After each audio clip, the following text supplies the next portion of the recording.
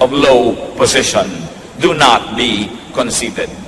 Ubod ng linaw na itinuturo po ng Biblia na kailangang ginagalang ang lahat ng tao, lahat ng uri ng tao, kahit mga hindi sila kagalang-galang. Iginagalang natin maging ang hindi kagalang-galang dahil tayo ay magalang. At kung tayo po ay magalang, hindi binibigyan ng korte o hugis ng kaharap natin ang ating pagkilos. Our behavior is not dictated by the behavior of others. So we are respectful, not because people are respectable, but because we are respectful. At hindi dapat yun naiiba kahit sino ang kaharap. At huwag daw magmamataas at tayo maging handang makihalubilo sa anumang uri ng tao, siya man ay mababa sa pagtingin ng lipunan. You are kind if you commiserate with others in their sufferings.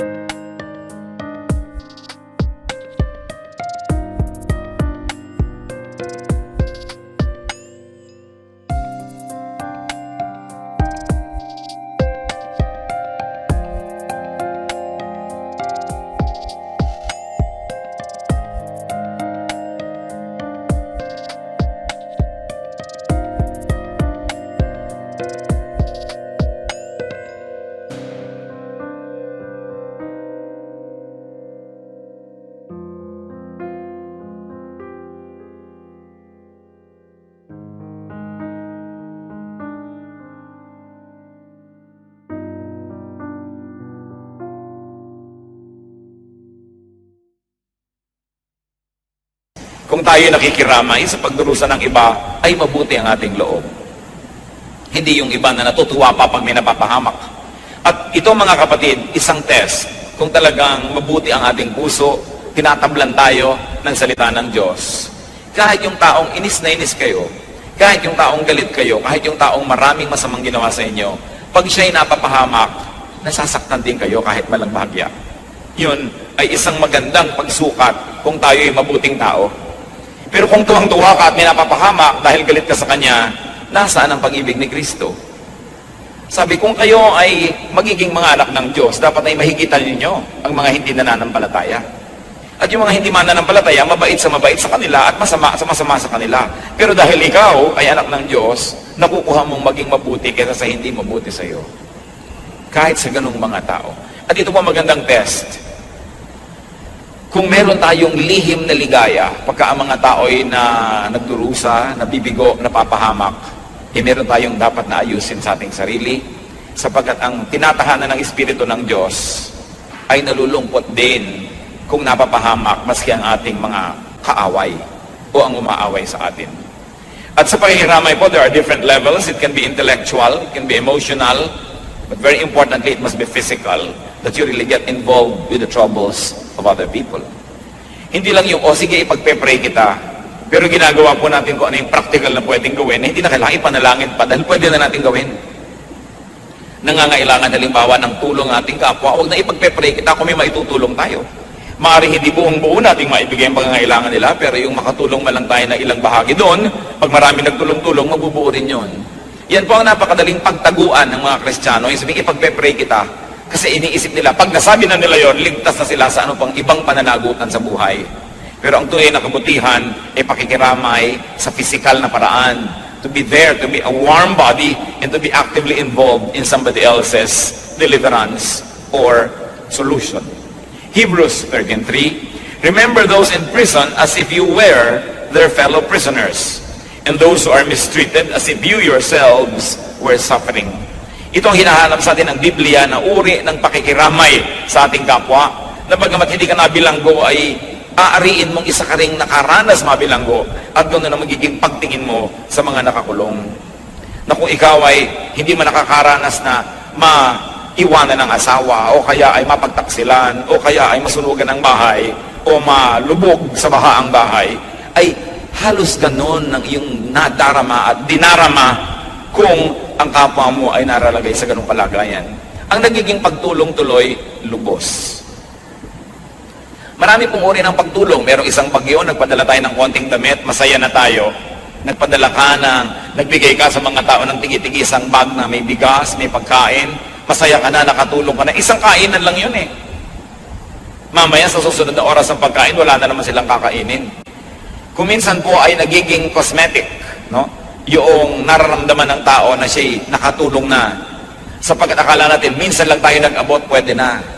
Na mayroon tayong mga nangangailangang mga kapatiran, mga kamag-anak, mga kaibigan na minsan mong binigyan, naman nakapagbigay na ako, pass ka na sa ibang susunod. Pero ang need ng tao tuloy-tuloy, sunod-sunod.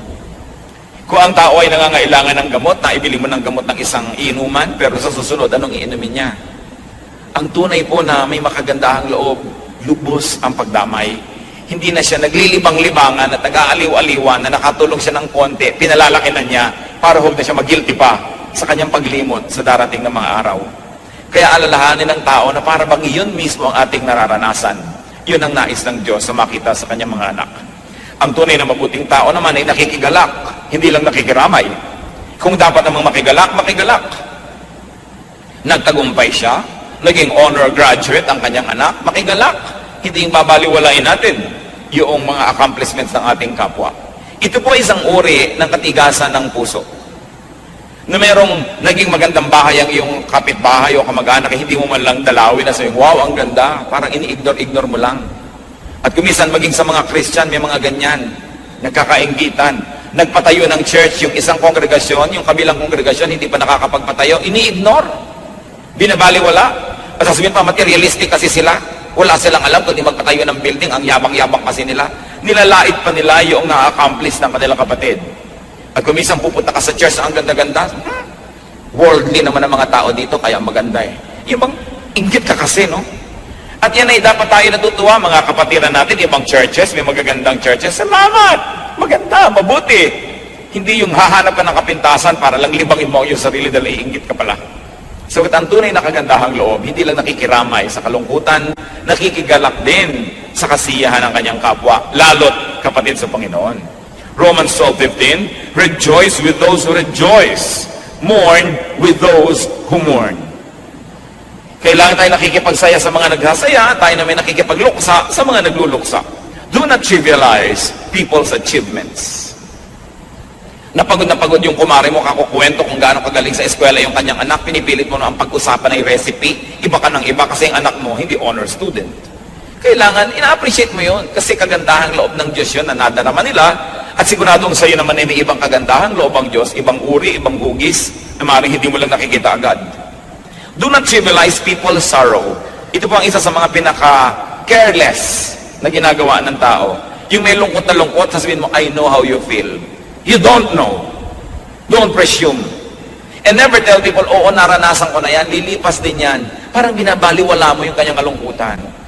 Kabubiyuda-biyuda lang niya, kamamatay-matay lang nung asawa, di iyak-iyak mo. Makakalimutan mo rin yan. Ako nga, nakalimutan ko na rin. Nabiyuda na nga rin ako maraming beses. Parang binabaliwala mo yung nararanasan niya at the moment. You know what is reality, brothers and sisters? Reality is what everyone experiences. That is reality. Kung natatakot ang isang tao sa ipis, at ikaw naman kayang-kaya mong pagdudurugin ng sakong mo yung ipis, huwag mo sabihin, huwag kang matakot, ipis lang yan. Natatakot siya, yan ang realidad niya. Huwag mong i-impose sa kanya yung realidad mo. May mga tao na hihirapan ng loob pag umuupo sa likod ng kotse na dalawa lang ang pinto at wala siyang pinto kasi claustrophobic siya. Sabi mo, huwag kang maarte, umupo ka dyan. Isa nahihirapan ng loob niya. A person's reality is her reality. At dapat natin iginagalang yun. Huwag kang matakot, baliwala yan. Yung nalulula siya sa aeroplano, pumikit ka, baliwala yan, arte-arte mo naman. Kasi pasalamat ka sa Diyos, hindi ka nalulula. Pero kung siya ay nalulula, realidad niya yon. And kindness, brothers and sisters, is not to trivialize people's worries. Huwag niyong mamaliitin ang minamalaki ng inyong kapwa. Kung isa sa mag-asawa, ganyan din yun eh. Yung tuwing anniversary, hindi mo na naalalang batiin, sama-sama na ng loob. Yung anniversary lang eh, ano ba yan? Ginagawa mo, mahalaga sa kanya eh. At kung pinapahalagahan mo siya, pahahalagahan mo yung pinapahalagahan niya. Yan ang tunay na kabaitan. And of course, you are kind if you are helpful. Because kindness is not an idea. Kindness is not a noun. It should be a verb. Although technically, noun yan sa dictionary. Pero dapat yan, action. 1 Timothy 6:18, be generous and willing to share. So to share, and also to share in people's burdens and sufferings. You are kind, brother and sister, if you give to people. If you give more than you take from people, if you give as you take from people. Yan ang tunay na kabaitan. Hindi one-way street. Tayo ay nagbibigay, at tuwing kaya natin, hinihigitan natin ang pagbibigay kaysa sa paghingi. Hinihigitan natin ang paglalabas kaysa pagkuha. Yan ang tunay na kabaitan. Hindi na magbubuti ka lang doon sa makapangyarihan, sa mayaman, kasi may mapapala ka sa kanya. Ang tunay na kagandahang loob ay yung ginagawa mo sa taong hindi makagaganti, hindi makapagbabayad, hindi makapagsusukli man lang ng iyong kabutihan. Luke 14:12-14, then Jesus said to his host, when you give a luncheon or dinner, do not invite your friends, your brothers or relatives, or your rich neighbors. If you do, they may invite you back, and so you will be repaid. But when you give a banquet, invite the poor, the crippled, the lame, the blind, and you will be blessed. Although they cannot repay you, you will be repaid at the resurrection of the righteous. Mula sa bibig ng Panginoong Jesus, sabi, kung kayo ay mag-blow out, kung kayo ay magbibigay ng magandang piging, magpapakain, huwag niyong imbitahin ang mga kamag-anak niyo, mga mayayaman niyong kaibigan at kapitbahay, kasi iimbitahin din nila kayo, masusuklihan kayo. Gusto niyo maging mabuti, maghanda kayo at pakainin ninyo ang mga kapuspalad, ang mga may sakit, ang mga kawawa. At di man kayo masuklian, kayo gagantimpalaan pagdating ng araw. Yan ang sinasabi ng Panginoong Yesus. Ngayon siguro, dahil marami naman sa atin, gusto natin talaga mag-party na nandiyan ang mga kaibigan natin at mga kamag-anak, gawin yung dalawa. Meron kayong para sa mga mahihirap, mga hindi nyo kakilala, kahit man lang mga lunch pack, ipamigay nyo sa mga kalsadang maraming mga natutulog na hindi kumakain. At kasama nun, nagpa-party rin kayo sa bahay ninyo. Hindi na siguro masama yun para gawin ninyong adjustment. Pero huwag lang para sa sarili, huwag lang para sa mga mahal sa buhay, huwag lang para sa mga karapat-dapat. Kasi ang tunay na diwa ng Kristyanismo ay pagiging mabuti sa hindi karapat-dapat. Bakit? Sapagkat ang Diyos ay mabuti sa atin, bagamat hindi tayo karapat-dapat. Yun ang pinakamodelo ng kabutihan. Hindi lang pagiging mabuti sa mabuti, kundi pagiging mabuti sa hindi karapat-dapat gawa ng mabuti. Salamat na lang, ganoon ang prinsipyo ng Diyos dahil tayo ang unang nakikinabang sa ganung prinsipyo sapagkat hindi tayo karapat-dapat sa kabutihan ng Diyos. Hindi tayo karapat-dapat na imbitahan ng Panginoon na dumulog sa kanyang hapagkainan. Pero tayo iniimbita ang lahat at tayong lahat ay pinakakain. Kaya yan ang marapat nating ulitin sa ating kapwa. Kahit malang simpleng-simple, pamilya kayong kumain sa isang restaurant. Hindi naman siguro masama na umorder ka ng isang putahing masarap at pagkatapos ibigay mo doon sa waiter na nag-serve sa'yo, maiuwi niya sa kanyang pamilya. E di, nakapagpakain ka na rin ng hindi mo kaano-ano. At yun ang diwa ng Kristyanismo. Pwede kayong magtanong sa waiter, anong paborito ba dito na menu? Ano ba dito sa menu ang paborito mong pagkain? Anong paborito ng pamilya mo dito na maire-recommend mo sa amin? Hindi magre-recommend siya. At bilhin mo, ibalot mo para sa kanya. Ang tuwa na lang niya at ang tuwa sa iyo ng Diyos.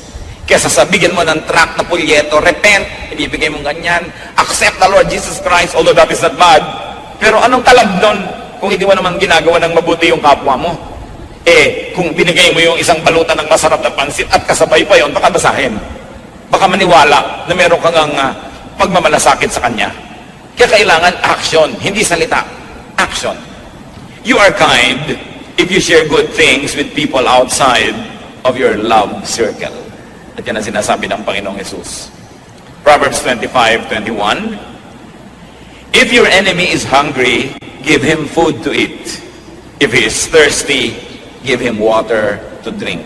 Nakikita niyo po na lagi ang hinahanap sa atin ng Panginoong Jesus, mahigitan natin ang ginagawa ng karaniwang tao. Yung magawa natin yung kamaligtaran. Yung higit lalong mainam at kaibig-ibig. At makikita niyo kung ang lahat ng tao sa mundo ay Kristiyano, ang tahimik ng buhay. Doon niyo malalaman kung maganda ang isang policy. Ang tanong mo, kung lahat ito ang gagawin, maganda ba? Kaya yung mga may pila, yung isa ay kamag-anak mo, ayaw pumila, gusto niya mauna. Ang tanong mo, kung ang lahat ay yan ang gagawin, maganda ba para sa lahat? Pagka mayroong isang ayaw magbayad ng buwis, sabi, hayaan mo na lang yung mayayaman na magbayad, huwag na ako. Ang tanong, kung lahat ay tutulad sa iyo, mabuti ba yan para sa ating lahat? Yun po ang pamantayan ng mabuti. Kasi mayroong mabuti para lang sa iyo pero hindi mabuti para sa lahat. Kaya ang itatanong mo, kung ginawa ng lahat ang ganyan, mabubuti ba tayo? At gano'n ito yung turo ni Jesus. Kung lahat gagawin ng turo ni Jesus, tatahimik ang mundo. You are kind if you bless others with conscious commissions and conscious omissions. Yung iniisip mo, buo sa iyong loob, alam na alam mo, ginagawa mo ang isang bagay dahil mabuti para sa Kanya. O kaya kapatid, alam na alam mo, pinipigil mo ang sarili mong gawin ang isang bagay dahil hindi makakabuti sa iyong kapwa pag ginawa mo yon. At ito ay kabutihan. Kabutihan na hindi aksidente, hindi tsamba-tsamba, talagang sinasadya. So nagpapasya ka, ano ba ang gagawin ko para makabuti sa aking kapwa? Ano ba ang hindi ko gagawin para mapabuti sa aking kapwa?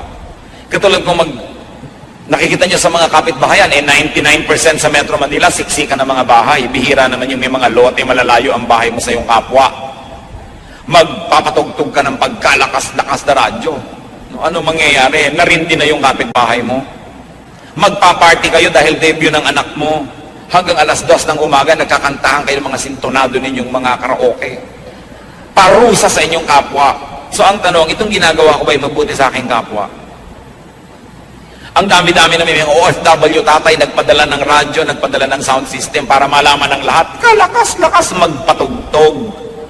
May mga batang nagigising, may mga may sakit na hindi na makatulog, nabubulahaw, may mga papasok sa opisina o sa pabrika na hindi na makatulog dahil ang ingay-ingay ng kapitbahay. Mabuti ba yun? Yan ay dapat natin pinag-iisip-isip. Isa sa mga bisyo ng ating lahi na hindi nakakatuwa, ang iingay. Pupunta ka sa isang tahimik na bundok sa paanan ng makiling para maligo sa batis, ang nadidinig mo mga radyong elalakas. Hindi mo na marinig ang huni ng mga ibon o kaya ang mga tunog ng batis dahil ang ingay-ingay ng mga sound system ng mga nagpupunta dyan. Mabuti ba yan sa ating kapwa o hindi? So what do we commit and what do we omit? That is important when it comes to treating others as you would like to be treated. Kaya sabi sa Luke 6:31, do to others as you would have them do to you. Kung ano ang nais mong gawin ng iyong kapwa sa iyo, yun lang ang gawin mo sa kanya. Romans 14:13, make up your mind not to put any stumbling block or obstacle in your brother's way. Nakikita niyo po, conscious ito. Magpasya ka, pakaisip-isipin mo, tiyakin mo na ikaw ay nagpapasya na hindi mo haharangan ng iyong kapwa. Na hindi mo siya bibigyan ng ikatitisod, hindi mo bibigyan ng balakid ang mga gusto niya at mga hangarin niya sa buhay. Mahalaga yung ginagawa natin yung ganyan. Ito napakasimpleng mga bagay, mga kapatid. Pero ito ang hinahanap ng mga tao sa mga nagsasabing Kristiyano sila. At kadalasan, walang kapangyarihan ng ating pag-share sa kanila ng mga salita ng Diyos dahil hindi naman tayo kakitaan ng ganito mga simpleng bagay na dapat sana ay bunga ng tunay na tinatablan ng salita ng Diyos. You are kind if you find joy in sharing and giving despite personal sacrifice. Nagsasakripisyo kayo. Tiniis nyo hindi bilhin ang gusto nyong bilhin dahil kailangan ng kapatid nyo yung pera. Tiniis ninyo na hindi gawin ang nais nyong gawin dahil may nangangailangan ng inyong panahon, ng inyong oras. Bagamat hindi kayo sobrang masaya na hindi nyo nagawa ang gusto nyo, pero may bahagi na inyong puso na nagagalak dahil nagawa nyo ang mabuti. At yan, kung nararamdaman natin mga kapatid, isang magandang senyales na mabuti ang ating puso. Alam niyo po, hindi lahat ng nakay Kristo ay mabuti na yung puso niya. Kailangan niya na laging inaayos araw-araw, linggo-linggo, buwan-buwan, taon-taon, so that we are changed from glory to glory. Huwag tayong makontento sa antas, sa taas ng ating espiritualidad sa anumang panahon. Dapat lagi na umaasenso because room for improvement is the biggest room in the world. At ang tunay na anak ng Diyos hindi nabobonsay sa isang maliit na platito.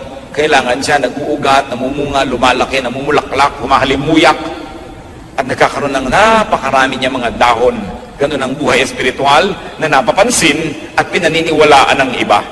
Acts 20:35. In everything I did, I showed you that by this kind of hard work, we must help the weak.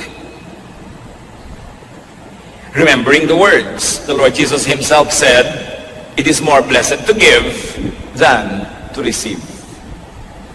Kung mabuti ang ating puso, may kagalakan tayo na darama, ting tayo ay nagbibigay. Pagamat may saya ka, kung ikay tumatanggap, pero mas malalim ang saya kung ikay nagbibigay. Ba't natin ito pinag-uusapan? Because we're doing self-examination. Kailangan naman malaman natin kung saan tayo nakatindig, saan tayo nakatayo, anong grade natin sa ating espiritualidad. 2 Corinthians 8:1-3. And now, brothers, we want you to know about the grace that God has given the Macedonian churches. Out of the most severe trial, their overflowing joy and their extreme poverty welled up in rich generosity. For I testify that they gave as much as they were able and even beyond their ability. Sino po ang pinupuri dito? Yung Macedonian church, na bagamat napakaraming mga hikahos na miyembro, at yung church ay hindi mo matatawag na isang mayaman na church, pero sa pagbibigay sa ibang churches, sa pangangailangan ng ibang kapatiran sa ibang lugar, ay hindi sila napadadaig kanino man.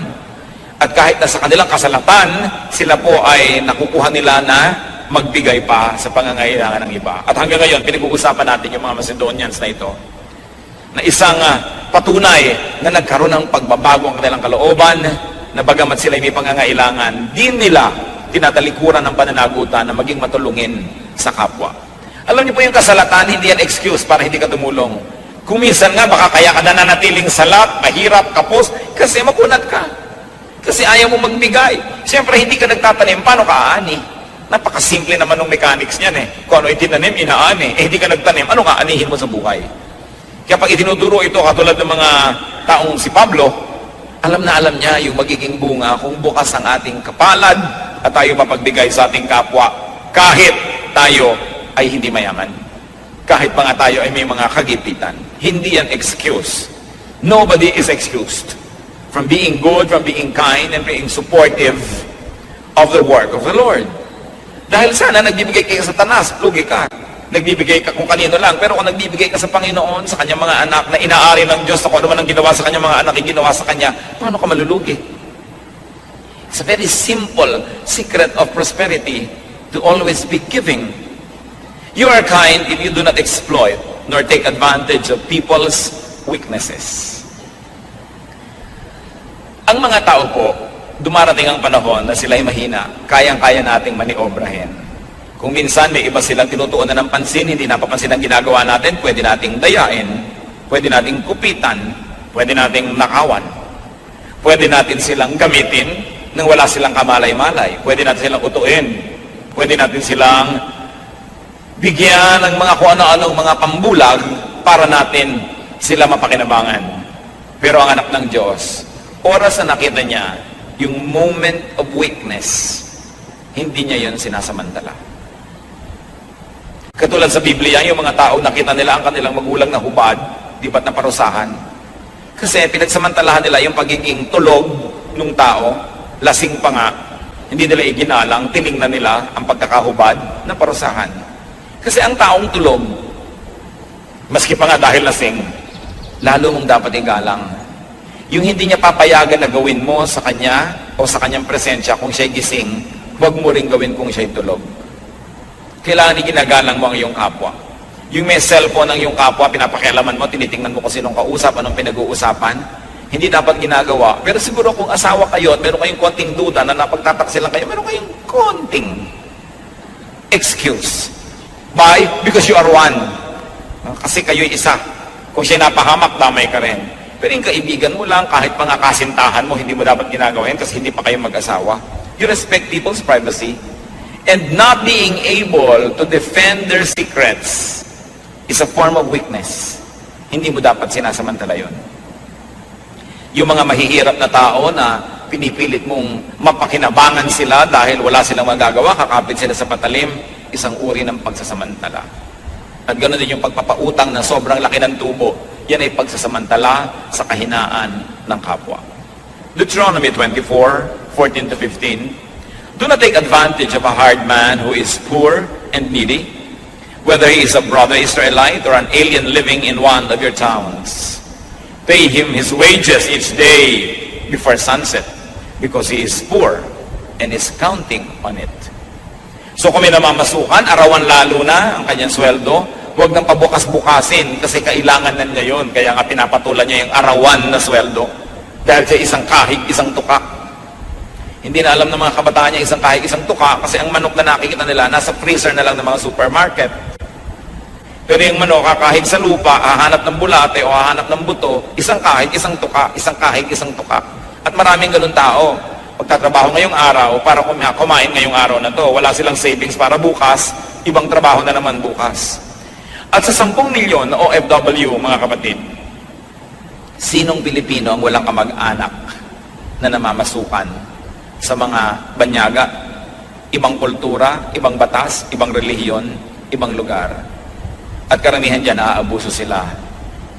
Lalong-lalo na tayong may mga kamag-anak na OFW, lalong-lalong hindi tayo dapat maging matapobre. Kasi yung mga kamag-anak natin, kadalasan abroad, sila yung minamata. So bakit mo gagawin sa kapwa mo yung ayaw mong ginagawa sa tatay mo, sa kamag-anak mo, sa tiyo mo, sa nanay mo, sa ate mo? Kinakawa-kawawa. Yung pinagtatawanan mo yung mga baduy, pinagtatawanan mo yung mga pangit na mga suot, ganun din ang ginagawa ng mga nasa abroad sa maraming mga Pilipina na domestic helper. Ng mga amo nilang Arabo na sinasampal-sampal sila, hindi nung mapangapi. Pero naku, marami mga OFW families, kaya yabang. Kahit baba ng kisame ng kanilang bungalow, meron pang chandelier na kakaumpog-umpog tuloy. Yung arte-arte, ang yabang-yabang pag mga nasa eskwelahan, ng mga telepono, ang mga cellphone, ng mga ayos, samantalang ang tinitiis na hirap ng kanilang mga kamag-anak na nagpapadala ng pera. Kung merong lahi na dapat mababang loob tayo unang-una, dahil alam natin ang ibig sabihin ng kabiguan, alam natin ang ibig sabihin ng kahirapan, ng kasalatan, ng maapi, ng malagay sa panganib, ng walang kalaman-laman. Kaya dapat yung kabutihang loob na yun sa ating unang-unang nakikita. Dahil hindi na kailangan ipaliwanag, naiintindihan natin yan sa ating mga pang-araw-araw na karanasan. Proverbs 22:22, do not exploit the poor because they are poor, and do not crush the needy in court. Wala nang ang laban, kakawawain mo pa. Lalo ang mga bata, inosente yung mga yan, hindi nila alam ang buhay, hindi dapat pinagsasamantalahan ang kanilang innocence.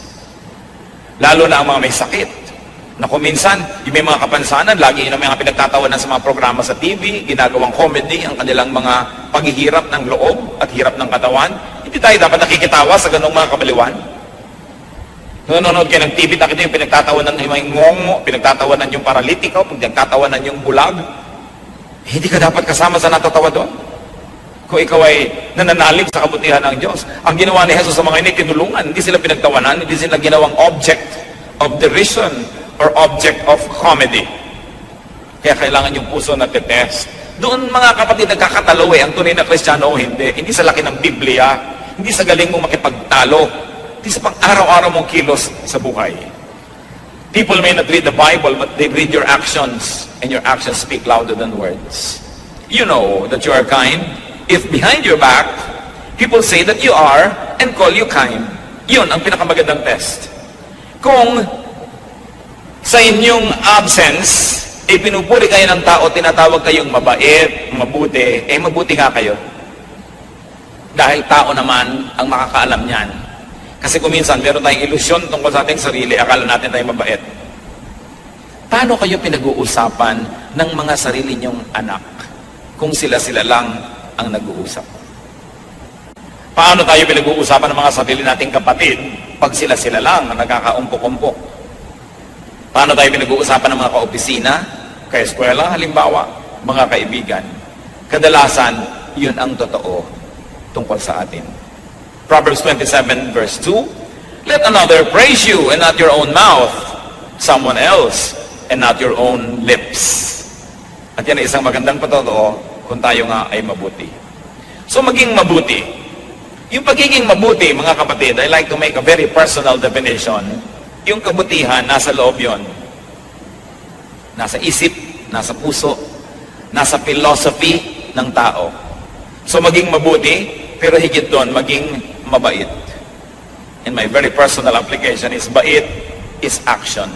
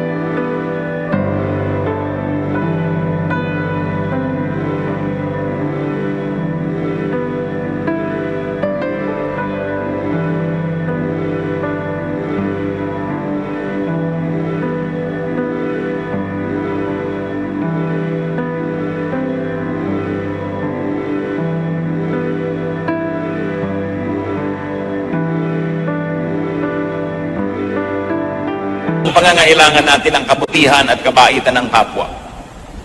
Pag dumating ang panahon na kayong nangangailangan ng charity, tiyakin ninyo na kayo makakatanggap dahil nagtanim naman kayo nito. 1 Thessalonians 5:15, make sure that nobody pays back wrong for wrong, but always try to be kind to each other and to everyone else. Huwag suklian ng sama ang kasamaan, at sikapin na kabutihan ng isukli kanino man. Hebrews 6:10, God is not unjust. He will not forget your work and the love you have shown Him as you have helped His people and continue to help them. Makatarungan daw ang Diyos at di niya lilimutin ang kabutihan ginagawa natin sa Kanya. At tatanungin ninyo, paano natin nagagawa ng mabuti ang Diyos? Sa pamamagitan ng paggawa ng mabuti sa ating kapwa. So test yourself for kindness, and therefore test your Christianity. The test of the pudding is in the eating. Ang tunay na pagsubok at pagsukat sa pagiging Kristiyano ay sa pinagkagagawa natin araw-araw sa mga maliliit na bagay.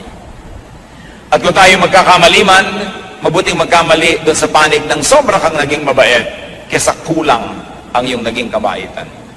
If you're going to commit a mistake, brother and sister, err on the side of kindness rather than err on the side of unkindness.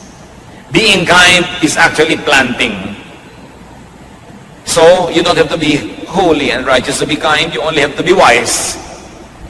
Because it is a kind of planting, and the Bible tells us that what you plant, you harvest. But, being kind is also a matter of gratitude. Because it is our best way to repay God. Nasusuklian lang natin ang kabutihan ng Diyos sa pamamagitan ng buting ginagawa natin sa ating kapwa dahil hindi kailangan ng Diyos ang ating kabutihan. Hindi niya kailangan ng ating tulong. Pero paano natin siya matutulungan? Sa pagtulong sa kapwa. Hindi kailangan ng Diyos na bigyan natin siya. So paano natin siya mabibigyan? Sa pagbibigay sa ating kapwa. At lalong-lalo namang hindi kailangan ng Diyos sa ating patawad. Pero nagagawa natin yan kung pinapatawad natin ang ating kapwa. Inaari ng Diyos na siya rin ang ginagawa natin ng mabuti. So to be kind to others is not only to be kind to others, it is also to be kind to yourself. Because whatever you do, it will go back to you. God is kind to us. There is no reason why we cannot be kind